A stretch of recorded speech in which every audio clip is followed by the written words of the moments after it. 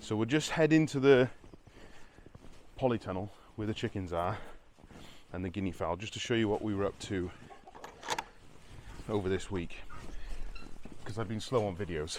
It's quite dark in here because of the snow on the roof. So we got the staging up. Staging now runs the full length of the polytunnel. It is 42 foot long by 4 foot deep, or 1.2 deep. That's quite deep, but we went with that because we plan on growing a lot on top of the polytunnel staging. So we will utilize it for quite a lot of things. We did put an 8x4 board, or what's that, like 1.2 by 2.4 ish, and we put that on here, screwed it down, put a little lip around the outside here, and that was really just so that we could utilize things like our soil blocker. And we bought a nice new tray, and we'll mix the compost in a bucket, we'll tip it in this tray, we can then make our soil blocks.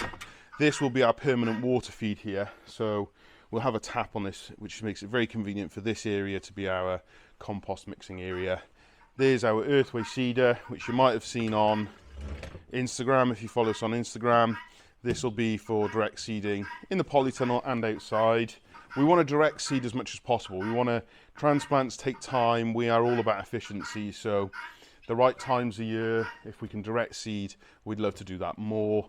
But equally, we're trying to also get away from plastics if we can, or single-use plastics, and trays have just never lasted us. I know you can buy better quality ones, and we have got some, which I'll show you now, which we use, but the soil blocker for us was what we wanted to try this year, to see if we could reduce some of the plastic waste.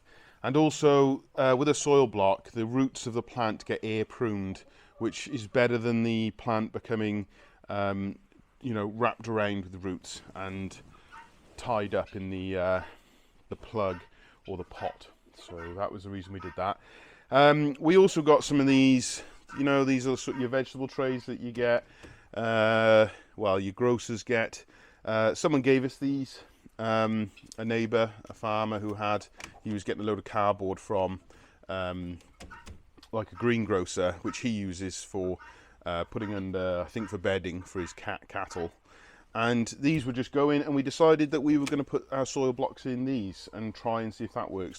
The beauty of it as well is that the bottom will also air prune because of the gaps. So we're going to try those as well. Got a bag of vermiculite, which we'll be mixing into some of our compost for planting. These are the trays that we normally use. So these are old ones, and you can see where, look, I mean, the plastic just eventually deteriorates to the point where it cracks, which is why we just don't really like using trays.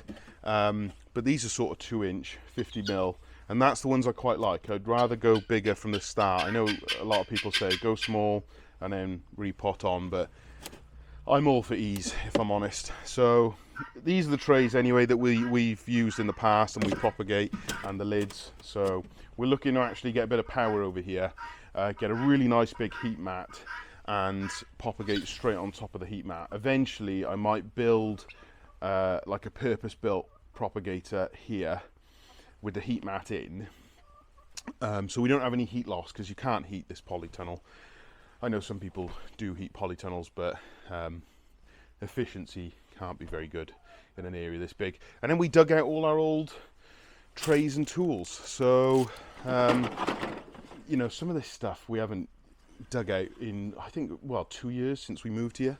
So my sort of pad for firming down seeds, and our dibbers, our original seeder. That's how we used to direct seed in our old house, because it was very small areas to do. Never got on brilliantly with it, but an old greenhouse heater, which we'll probably never use now. Tomatorite and other stuff, and my favourite dibber's actually over here. Bought it in Payton Zoo. What a weird place to buy a dibber, but they had these sort of handmade items, and I love it. It's really wide and it makes a nice big plug hole. So yeah, so we've basically been sorting through all our growing stuff, sorting out the worktops, and we may be able to start some seeds in here now over the next week, 2 weeks. Hopefully the compost will turn up next week. I've placed an order for that in bulk, so if that arrives we can start seeding in here. I think the only thing that's going to hinder us really is that the chickens and guinea fowl in here, although while they're covered we might get away with it, we're going to have to move them out. So we're looking at possibly putting them in the stables under cover, fencing them off, or possibly putting them in the omelette runs and things like that. There's no easy solution really, because it's a compromise to the quantity of space that the birds have. I know that other people are in this situation and have their birds in small areas that they're not used to. Our birds have been quite lucky in this polytunnel because it's a big area for them, so we've not really had many issues. But in the future they may have to be moved into smaller pens, and we just hope that we can get on really with put them in a bigger area. So we'll see. That's basically that. It seems very quiet in here. I'm not seeing lots of chickens, which is weird. So let's open up.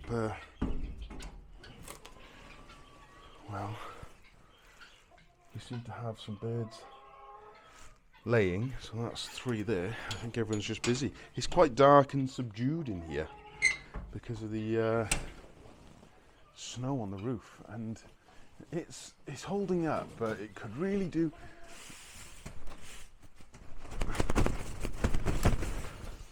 with going, because it's a bit of weight here. This isn't hugely tight yet, but I've got another 1.5 inches that I can tighten the base rail down by, so we'll get on with that. The other 2 water points in here are here and here.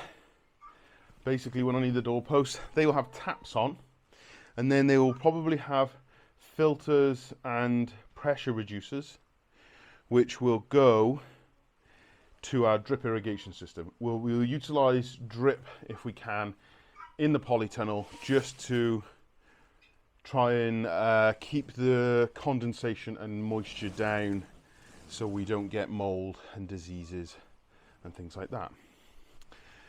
So one permanent water point and 2 zoned irrigation points. And we could also, on that permanent irrigation point, I could put a timer straight on top of that if we really wanted to.